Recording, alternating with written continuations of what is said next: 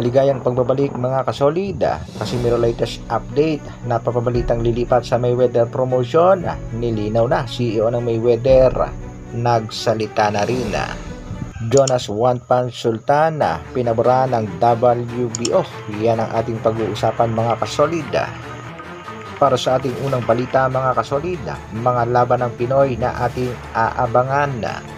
Ngayon yung January 26 sa Nostar Resort Cebu Convention Center ay ating masasaksihan ng rematch sa pagitan ng ating kababayang si Froilan Saludar kontra nga dito kay Keita Kurihara ng bansang Japan.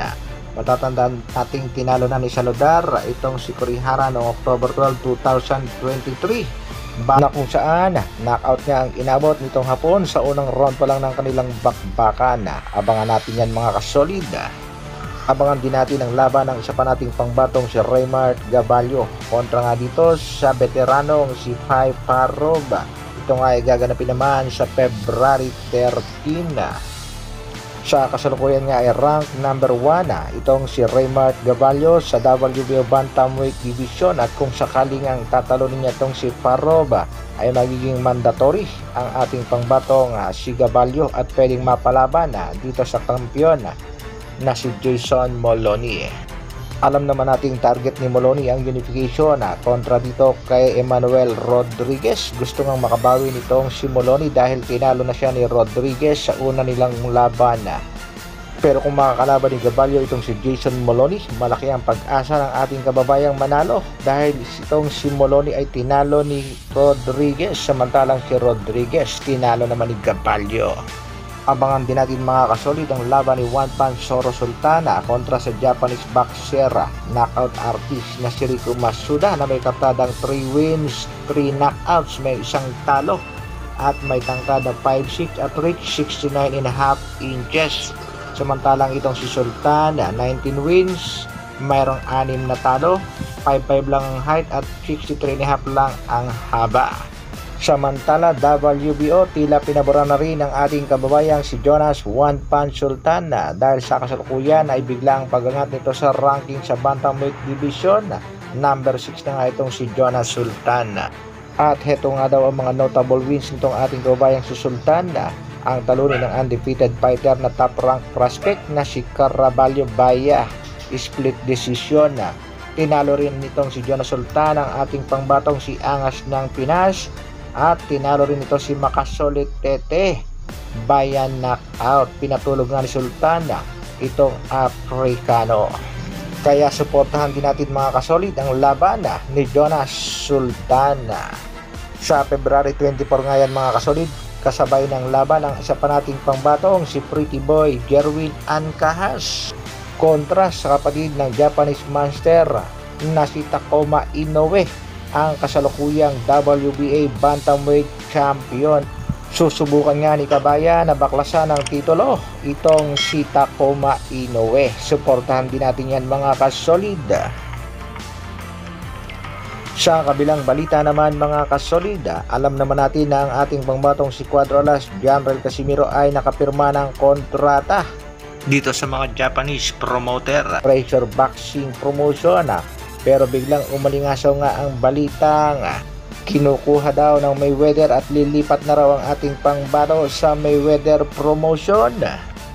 Para masagot ang tanong ng nakararaming boxing fans kung totoo ba ang balitang iyan, panoorin hanggang dulo. Dahil sinagot na nga yan ang isa sa mga team Casimiro, walang iba kung hindi itong si Tol Rich Don. Wala nga daw katotohanan ang kumakalat na balitang lilipat ng Mayweather promotion ang ating pangbatong si Cuadro Alas Janrel Casimiro. Courtesy of Boss Rich Don Channel, pakinggan nyo mga kasolid. Sa Mayweather promotion, hindi yung alam nyo guys, no? Walang katotohanan lahat yan, anip news, no? Nilinaw na nga ni Tol Rich Don at pinasinungalingan ang balitang kinukuha at lilipat ng Mayweather promotion ang ating pangbatong si Cuadro Alas Janrel Casimiro dahil ang katotohanan mananatili ito sa Treasure Boxing Promotion. At sa mga nagsasabi naman at hindi naniniwalang may laban itong ating pangbatong si Cuadro Alas Janrel Casimiro, sinagot din niya ni Tol Rich Don. Ang pangalan, kilala niyo po. So, sa lahat ng mga boxing fanatic po dyan, kung sino makakalaban din. Boss Champ 4 Pero Para naman sa ating huling balita mga kasolid, sa napapabalitang nakikipagnegosasyon daw ang kampo nitong si Gervonta Tank Davis, ang kasalukuyang WBA World Lightweight Champion. Dito nga daw kay Subriel Matias, ang kasalukuyan namang IBF World Super Lightweight Champion na may kartadang 20 wins, 20 knockouts, may isang talo.